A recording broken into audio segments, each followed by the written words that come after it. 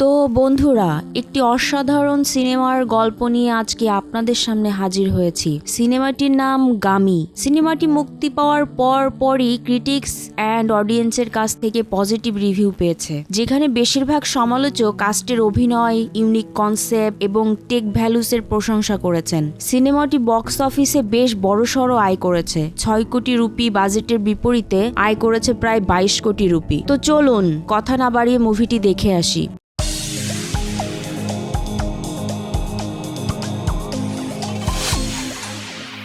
কাহিনীর শুরুতে একজন সন্ন্যাসীকে দেখা যায়। তার নাম শঙ্কর। তার এমন একটি রোগ রয়েছে যেটা অদ্ভুত ধরনের একটি রোগ। শঙ্কর কোনো মানুষকে স্পর্শ করতে পারে না এবং অন্য কোনো মানুষও শঙ্করকে স্পর্শ করতে পারে না। আর যদি এরকম কখনো ঘটে, শঙ্করকে যদি কেউ স্পর্শ করে অথবা শঙ্কর অন্য কাউকে স্পর্শ করে, তখন শঙ্করের শরীরে প্রবল ধাক্কা লাগে আর শঙ্কর অজ্ঞান হয়ে যায়। শঙ্কর থাকতেন একদল সন্ন্যাসীর সঙ্গে, কিন্তু এই রোগের কারণে এই গ্রুপ শঙ্করকে এখান থেকে চলে যেতে বলে। কিন্তু এই দলে শঙ্করের একজন বন্ধু ছিল। সে বলে আমাদের শঙ্করকে একটি সুযোগ দেওয়া উচিত এখানে থাকার জন্য। তখন শঙ্করকে একটি ফাইট করতে বলা হয়, যেখানে শঙ্কর অন্য আরেক সন্ন্যাসীর সাথে যুদ্ধ করবে। আর যদি শঙ্কর এই লড়াইয়ে জিতে যায় তবে সে এখানে থাকতে পারবে, না হলে তাকে এই জায়গা ছেড়ে দিতে হবে। কিন্তু শঙ্করের সমস্যা হচ্ছে সে হাত দিয়ে লড়াই করতে পারবে না, কারণ সে কাউকে স্পর্শ করতে পারে না। এই কারণে শঙ্কর লাঠি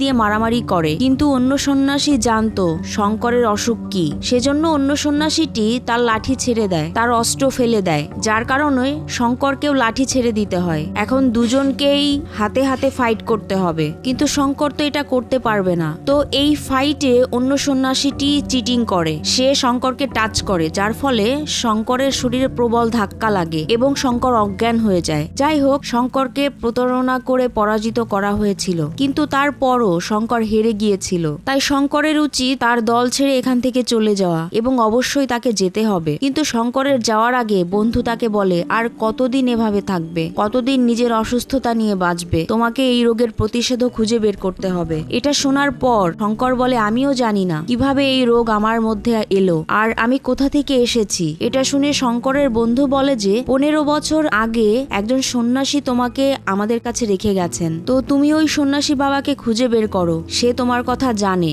সেই তোমার চিকিৎসা করতে পারে। আর এখন এখান থেকেই শঙ্করের যাত্রা শুরু হয়। বাবাকে খুঁজতে শঙ্কর বেরিয়ে পড়ে। এখন দ্বিতীয় গল্প শুরু হয়, যেখানে আমরা একটি শিশুকে দেখতে পাই, যাকে ল্যাবের ভিতরে তালাবদ্ধ করে রাখা হয়েছিল। এই ল্যাবেই আমরা ডাক্তার বক্সিকে দেখতে পাই, যে মিলিটারি লোকদের সাথে মিলে একটি এক্সপেরিমেন্টের উপর কাজ করছিল। ডাক্তার বক্সি শিশুদের উপর এক্সপেরিমেন্ট করছে। এখানে একজন মিলিটারি অফিসার ছিল, যে ডক্টর বক্সিকে বলছিল যে তোমার কাছে মাত্র 3 মাস সময় আছে, 3 মাসের মধ্যে তুমি এক্সপেরিমেন্টটি সম্পূর্ণ করো, অন্যথায় তোমাকে কোনো টাকা দেওয়া হবে না, কোনো ফান্ড দেওয়া হবে না, তোমাকে এই ল্যাবে পরীক্ষা নিরীক্ষা বন্ধ করতে হবে। তো আমরা আরেকজন ডাক্তার তারাকে দেখতে পাই। তারাও একই শিশুর উপর এক্সপেরিমেন্ট করছিল। তারা একটি নর্মাল পদ্ধতি ব্যবহার করছিল, কিন্তু ডক্টর বক্সি একটি বিপজ্জনক পদ্ধতি ব্যবহার করবে বলে প্ল্যান করছিল। কিন্তু ডক্টর তারা বলে যে প্রথমে আমি আমার স্বাভাবিক নিয়মে কাজ করব, এটি যদি কাজ না করে তবেই আপনি নিজে আপনার পদ্ধতি ব্যবহার করতে পারেন। তো যাই হোক, এখানে প্রশ্ন হচ্ছে যে শিশুটি কে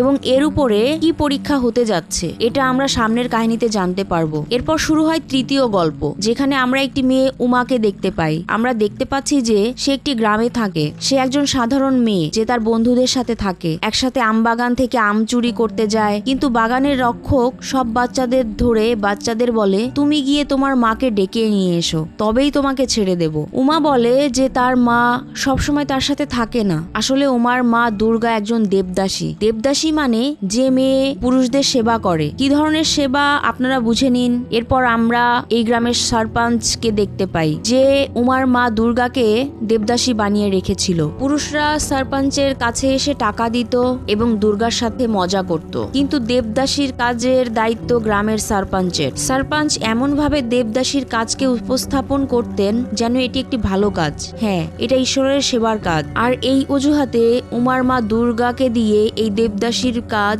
বারবার করানো হতো, কিন্তু বারবার একই জিনিস করার কারণে উমার মা দুর্গা খুব অসুস্থ হয়ে পড়েন, যার ফলে গ্রামের সরপঞ্চ উমার মাকে দেবদাসী পদ থেকে সরিয়ে দেন। এবার প্রথম গল্পে ফিরে যাই, যেখানে শঙ্কর তার অসুস্থতার চিকিৎসার জন্য একজন বাবাকে খুঁজছিল। শঙ্কর বাবাকে খুঁজতে খুঁজতে কুম্ভ মেলায় পৌঁছে যায়। শঙ্কর এক পুরোহিতের সাথে দেখা করে। এই পুরোহিত শঙ্করকে বলে যে যাকে শঙ্কর খুঁজছে সেই বাবা 2 বছর আগে মারা গেছেন। এ কথা শুনে শঙ্করের মন খুব খারাপ হয়ে যায়, কিন্তু এই পুরোহিত বলে যে বাবা মারা যাওয়ার আগে শঙ্করের জন্য একটি মানচিত্র রেখে গেছেন এবং শুধুমাত্র এই মানচিত্রের মাধ্যমে শঙ্কর বুঝতে পারবে যে সে তার নিরাময় কিভাবে করতে পারে। তো বিষয়টি হচ্ছে যে হিমালয় পাহাড়ে এমন একটি মাশরুম পাওয়া যায় এবং জ্বলতে থাকে, এবং সেই মাশরুমটি 36 বছরে একবার জন্ম নেয়। আর শঙ্কর এসেছিল ঠিক সময়ে, কারণ 15 দিন পর সেই মাশরুমটি হিমালয়ের পাহাড়ে জন্মাতে চলেছে। সেই মাশরুম মানুষের যে কোনো রোগ নিরাময় করতে পারে, কিন্তু মাশরুম বৃদ্ধির 24 ঘন্টার মধ্যে আপনাকে মাশরুমটি খেতে হবে,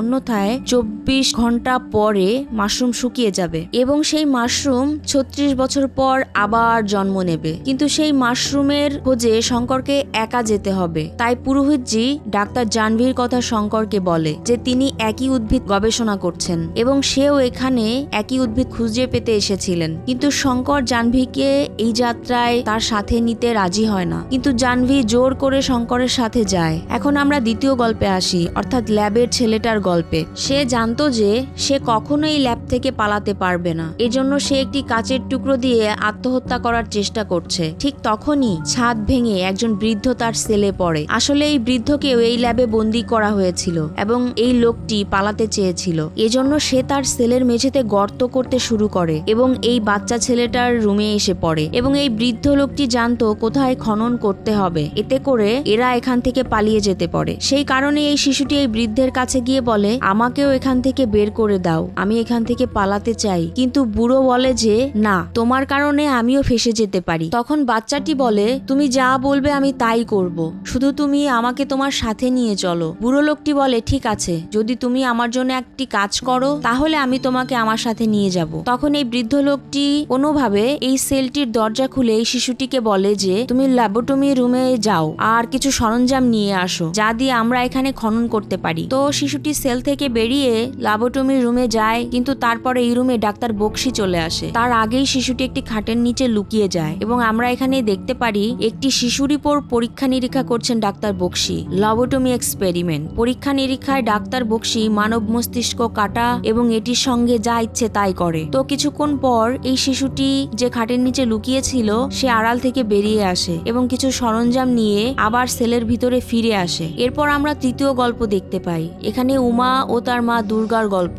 দেখতে পাই। আমরা দেখতে পাই দুর্গাকে, যে দেবদাসীর কাজ করতেন, কিন্তু দুর্গা ছিলেন বেশ দুর্বল। সে অসুস্থ হয়ে পড়ে যায় কারণ তাকে দেবদাসী পদ থেকে সরিয়ে দেওয়া হয়। এখন দুর্গা অনেক বছর পর মেয়ে উমার কাছে ফিরেছে। যখন উমা ছোট ছিল তখন দুর্গা উমাকে ছেড়ে দেবদাসী হওয়ার জন্য চলে যায়। এত বছর ধরে উমা তার খালার সাথে থাকতো, কিন্তু উমার খালা সে খুব খারাপ ছিল এবং উমার সাথে অনেক খারাপ ব্যবহার করত। উমাকে দিয়ে অনেক কাজ করিয়ে নিত। এখন উমার মা দুর্গা ফিরে এসেছে। সে উমার খালার কাছে যায় এবং তার বোনের সাথে দেখা করে এবং তাকে কিছু টাকা দেয়। এতদিন পর্যন্ত উমাকে লালন পালন করেছে এই জন্য। এখন দুর্গা উমাকে সাথে নিয়ে বাড়িতে ফিরে আসে। উমার তার মায়ের উপর খুব রাগ ছিল। ছোটবেলায় মা উমাকে ছেড়ে চলে গিয়েছিল। সে তার দাদিকে জিজ্ঞেস করে, আমার মা এমন কেন আমার মা আমাকে ছেড়ে চলে গিয়েছিল। এখন দাদিমা বলে, উমার মা দুর্গা সবসময় এমন ছিলেন না। উমা যখন জন্ম নেয় তখন সে সুস্থভাবেই জন্ম নেয়। তখন দুর্গা প্রতিশ্রুতি অনুসারে দেবদাসী হয়ে যায় আর মেয়ে উমাকে রেখে তিনি দেবদাসী হওয়ার জন্য চলে যান। আর উমার বাবা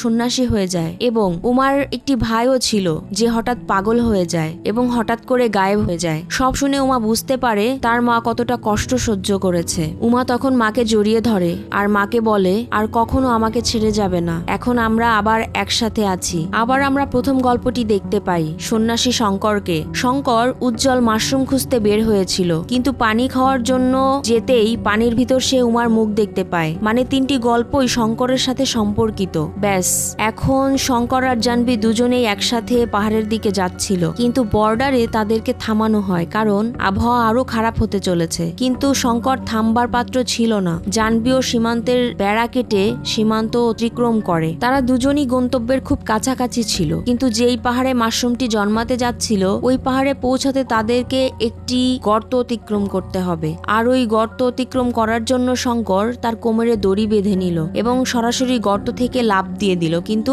বারবার চেষ্টা করেও শঙ্কর ওপারে পৌঁছাতে পারছিল না। এই অবস্থায় জাহ্নবীও কোমরে দড়ি বেঁধেছে, এক পাশ থেকেও অন্যদিকে লাফানোর চেষ্টা করে, কিন্তু পাহাড়ের সাথে যে দড়ি বাঁধা ছিল সেটা পাথর থেকে খুলে যায় এবং জাহ্নবী খাদে প্রায় পড়ে যাচ্ছিল। তখন শঙ্কর দড়ি ধরে ফেলে এবং জাহ্নবীকে বাঁচিয়ে নেয়। কিন্তু এখন শঙ্কর বুঝতে পেরেছিল এই পাহাড় পার করা তাদের জন্য মৃত্যু বয়ে আনতে পারে। তাই শঙ্কর পরাজয় মেনে নিয়ে এখন পেছন ফিরে যেতে শুরু করে, কিন্তু জাহ্নবী ফিরে যেতে প্রস্তুত ছিল না। সে বলে যে আমাকে যে কোনো অবস্থাতেই এই মাশরুম নিতে হবে। তখন শঙ্কর বলে যে আমি এই মাশরুম খুঁজে পেতে চাই কারণ আমার নিজের চিকিৎসা করতে চাই, কিন্তু তুমি কেন? তুমি কি টাকা উপার্জন করতে চাও এই মাশরুম বিক্রি করে? তখন জাহ্নবী বলে যে আমি টাকা পয়সা নিয়ে চিন্তা করি না। এই বলে জাহ্নবী শঙ্করকে ছেড়ে চলে যায়। সেই মাশরুমটি খুঁজতে একা বেরিয়ে পড়ে। আচ্ছা, এখন আবার দ্বিতীয় গল্প শুরু হয়, অর্থাৎ ল্যাবের শিশু আর বৃদ্ধ তারা একসাথে নিচে খনন শুরু করেছিল এবং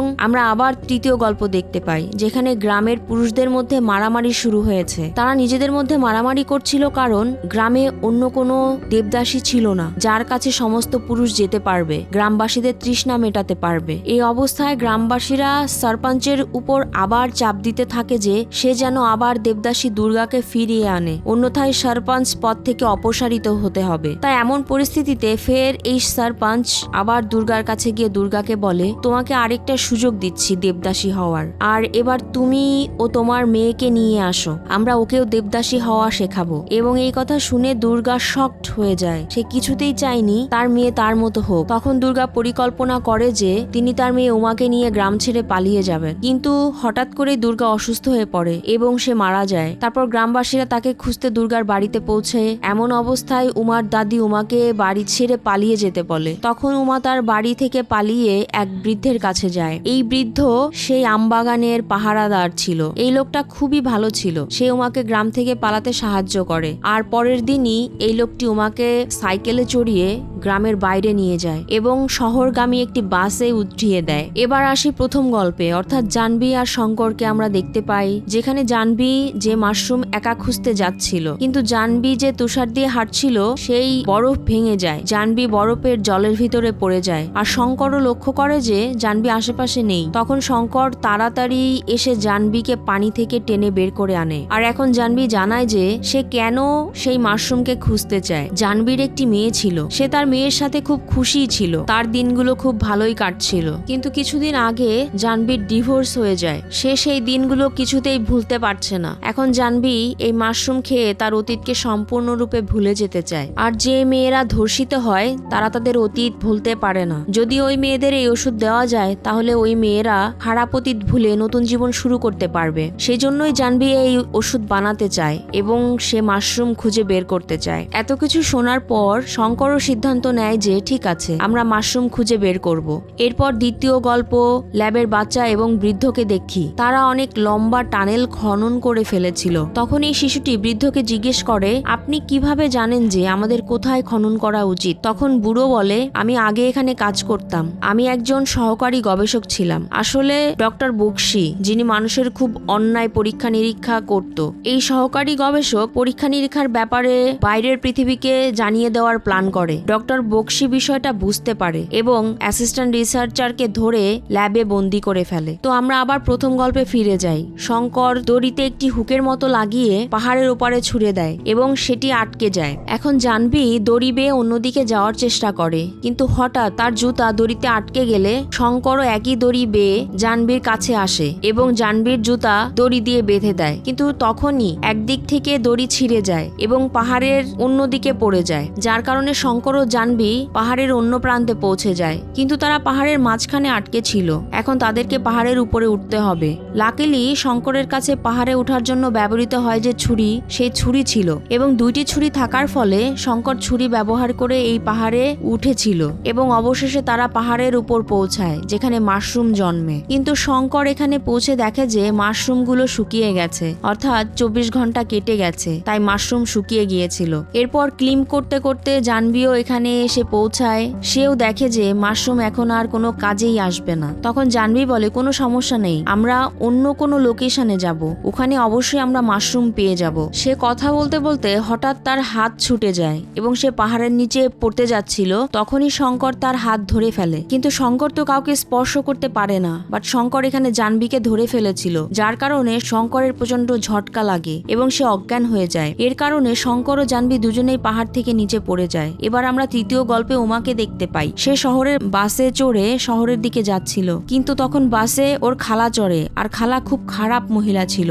সে উমাকে ধরে তার গ্রামে ফেরত নিয়ে যায়। তারপর সে উমাকে সরপঞ্চের কাছে দিয়ে আসে। সরপঞ্চ উমাকে অনেক মারধর করে আর উমা দেবদাসী বানায়। কিন্তু উমাকে যখন একজন পুরুষ মানুষের সাথে রাখা হয় তখন সেই মানুষটি উমাকে দেখে ভয়ে পালিয়ে যায়, আর তা দেখে সরপঞ্চ খুব রেগে যায় আর ক্ষোভে সে উমাকে মেরে ফেলার চেষ্টা করে। কিন্তু তারপরই সেখানে একজন ডাক্তার আসে যে উমাকে কিনতে চায়। এই ডাক্তার সরপঞ্চকে কিছু টাকা দেয় এবং উমাকে কিনে নেয়। কিন্তু কোনো পুরুষ কেন উমাকে দেখে ভয় পাবে, এই ব্যাপারটি আমরা সামনে জানতে পারবো। এবার দ্বিতীয় গল্প, অর্থাৎ ল্যাবওয়ালা শিশু এবং বৃদ্ধ লোকটিকে দেখতে পাই, যে খুব ভালো একটি টানেল খনন করেছিল এবং তারা বের হতেই যাবে তখনই তাদের উপর মাটি ধসে পড়ে। কিন্তু সুড়ঙ্গ থেকে বেরিয়ে আসতেই সামনে ডক্টর বক্সিকে দেখতে পাই। ডক্টর বক্সি শিশু এবং বৃদ্ধ উভয়কেই ধরে ফেলে। এবার শিশুটির উপর এক্সপেরিমেন্ট হতে চলেছে। এক্সপেরিমেন্টে এই শিশুকে কিছু ছবি দেখানো হয়, কিছু ছেলে এবং কিছু মেয়েদের ছবি। কিন্তু যখন এই বাচ্চাকে ছেলেদের ছবি দেখানো হতো তখন এই ছেলেটিকে কিছুই করা হয় না, কিন্তু যখন এই শিশুটিকে মেয়েদের ছবি দেখানো হয় তখন এই শিশুটিকে শক দেওয়া হয়। এটা একটি পরীক্ষা এবং কি ধরনের পরীক্ষা সেটা পরে জানা যাবে। বাচ্চাটিকে মেয়েদের ছবি দেখিয়ে বারবার শক দেওয়া হয় এবং হঠাৎ করে শক দেওয়া মেশিনটি নষ্ট হয়ে যায় এবং শিশুটির কন্টিনিউয়াসলি শক লাগতে থাকে। এরপর যে কোনো ভাবে বিদ্যুৎ বিচ্ছিন্ন হয়ে যায়। তারা ডক্টর বক্সিকে বলে যে আপনার এই এক্সপেরিমেন্টটি একদম ফেল হয়েছে, বাচ্চার উপর কোনো প্রভাবই নেই। কিন্তু ডক্টর বক্সি বলে যে না, আমরা এই এক্সপেরিমেন্টটি সাকসেসফুল করেই ছাড়বো এবং এখন আমি আমার পদ্ধতিটি ব্যবহার করব। এবং আমরা আবার এই ল্যাবওয়ালা বাচ্চাটিকে দেখতে পাই যে এই ল্যাব থেকে পালানোর পরিকল্পনা করেছিল। শিশুটি তার সেল থেকে বেরিয়ে এসে একটি ড্রামের ভিতর লুকিয়ে পড়ে এবং ল্যাবে কাজ করা মানুষ এই ড্রামকে বন্ধ করে দেয় এবং ড্রামগুলিকে ঠান্ডা করার জন্য রেখে দেয়। আর শিশুটি একটি ড্রামের মধ্যে ছিল, সে ঠান্ডা তাপমাত্রার কারণে জমে যায়। কিন্তু তারপর ল্যাবে কর্মরত লোকজন এই ড্রামকে বাইরে নিয়ে যায় রোদে শুকানোর জন্য। আর একটু গরম পাওয়ার পর এই শিশুটি যে ড্রামের ভিতর জমে গিয়েছিল তার হুঁশ ফিরে আসে এবং সে ড্রাম থেকে বেরিয়ে আসে। তখন ডাক্তার বক্সিও জানতে পারেন যে বাচ্চাটি ল্যাব থেকে পালিয়ে গেছে এবং এখন কিছু নেকড়েদের সেই বাচ্চাটির পিছনে লাগিয়ে দেয়। এবার আবার প্রথম গল্প দেখানো হয়। আমরা সন্ন্যাসী শঙ্করকে দেখতে পাই যে জাহ্নবীর সাথে পাহাড় থেকে পড়ে গিয়েছিল। এরপর একজন পূজারী শঙ্করকে বাঁচিয়েছিল, কিন্তু এই পূজারী বলে যে সে জাহ্নবীকে বাঁচাতে পারেনি কারণ সে গাছের সাথে আটকে গিয়েছিল। বাট আমরা জাহ্নবীকে দেখি যে তার হাত নড়ছিল, মানে জাহ্নবী বেঁচে আছে। আচ্ছা, এখন এই পুরোহিত শঙ্করকে বুঝিয়ে দেন যে যদি তোমার মনের শান্তি চাও তাহলে তোমার অতীত সম্পর্কে জানতে হবে। তখন শঙ্কর মনে করে যে সে এখন তার রোগ তো সারাতে পারবে না, তো সে তার অতীত সম্পর্কে জানতে চেষ্টা করবে। শঙ্কর বলে যে তার বারবার একটি ছেলে শিশু এবং একটি মেয়ে শিশুর ভীষণ আসে, অর্থাৎ শঙ্কর বারবার উমা এবং ল্যাবের বাচ্চাকে দেখতে পায়। আর এখন সব রহস্য উদ্ঘাটন হতে চলেছে। আসলে উমাকে কিনেছিল যে ডাক্তার, সে উমাকে কিনে নিয়ে ল্যাবে নিয়ে যায়, যেখানে আমরা ওই ল্যাবওয়ালা বাচ্চাটিকে দেখেছিলাম। আর একজন পুরুষ যে উমাকে দেখে বেশ ভয় পেয়েছিল, কারণ উমা মেয়ে নয়, ছেলে ছিল। আসলে উমা ছোটবেলা থেকেই ছেলে ছিল, কিন্তু তার মা এবং তার পরিবার তাকে মেয়ের মতো করে বড় করে। কিন্তু পরে যখন একজন ডাক্তার আবিষ্কার করেন যে উমা মেয়ে নয় বরং সে একটি ছেলে, তখন ডক্টর উমাকে কিনে নেয়, কারণ ডক্টর জানতেন যে উমা একটি স্পেশাল বাচ্চা, তার উপরে এক্সপেরিমেন্ট করা যেতে পারে। এজন্য উমাকে ল্যাবে নিয়ে আসা হয়। আসলে উমা একটি ছেলে ছিল, কিন্তু তাকে একটি মেয়ের মতন লালন পালন করা হয়েছিল। এখন ল্যাবের ভিতরে উমার উপর ডক্টর তারা এবং ডক্টর বক্সি পরীক্ষা নিরীক্ষা করছিল। আর উমাকে যে কিনে নিয়েছিল ডক্টর, সে ডক্টর বক্সি ছিল।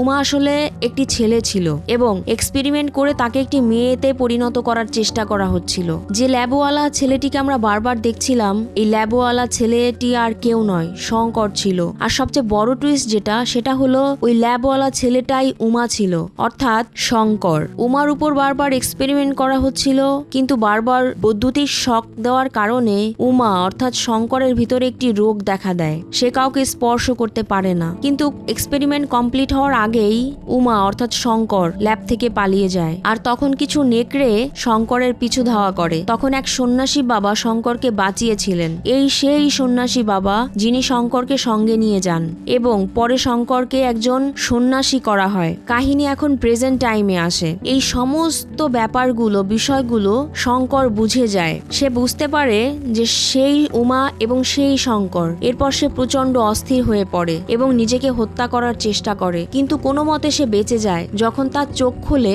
সে তার সামনে চকচকে মাশরুম দেখতে পায়, কিন্তু মাশরুমে পৌঁছানোর জন্য তাকে একটি গর্ত পার করতে হবে। তো সে মাশরুম নেওয়ার জন্য সামনে এগিয়ে যায়। তখন একটি সিংহ তাকে আক্রমণ করে, কিন্তু শঙ্কর লাফ দেয়। আর শঙ্করের কাছে একটি বুমেরাং ছিল, যা দিয়ে সে মাশরুমের উপরে নিশানা করে এবং মাশরুম তুলতে সক্ষম হয়। কিন্তু মাশরুম ধরার চক্করে সে মাশরুম সহ পাহাড় থেকে নিচে পড়ে যায়। কিন্তু শঙ্করের ভাগ্য এতটাই ভালো ছিল যে সে তার চোখ খুলে তার সামনে জাহ্নবীকে দেখতে পায়। জাহ্নবী জীবিত ছিল এবং এখন শঙ্কর যে কিনা মাশরুম খেয়ে সম্পূর্ণরূপে সুস্থ হয়েছে জাহ্নবীকে স্পর্শ করে এবং তার এখন আর কিছুই হয় না। মানে শঙ্কর এখন পুরোপুরি সুস্থ হয়ে উঠেছে এবং সে বেশ খুশি ছিল, যার কারণে সে জাহ্নবীকে জড়িয়ে ধরে এবং এই মুহূর্তে সিনেমাটি শেষ হয়ে যায়। ব্যাস, এই ছিল এই সিনেমার গল্প। আশা করি মুভিটি সবার ভালো লেগেছে। যদিও মুভিটি একটু জটিল, ভিডিওটি তৈরি করতে অনেক পরিশ্রম করতে হয়েছে। তো ভিডিওটি ভালো লাগলে লাইক করবেন, কোনো বিষয়ে জানতে চাইলে অবশ্যই কমেন্ট করবেন এবং চ্যানেলটি সাবস্ক্রাইব করে আমাদের সাথেই থাকবেন। তো আজকের মতো শেষ করছি। সুস্থ থাকবেন, ভালো থাকবেন। আল্লাহ হাফেজ।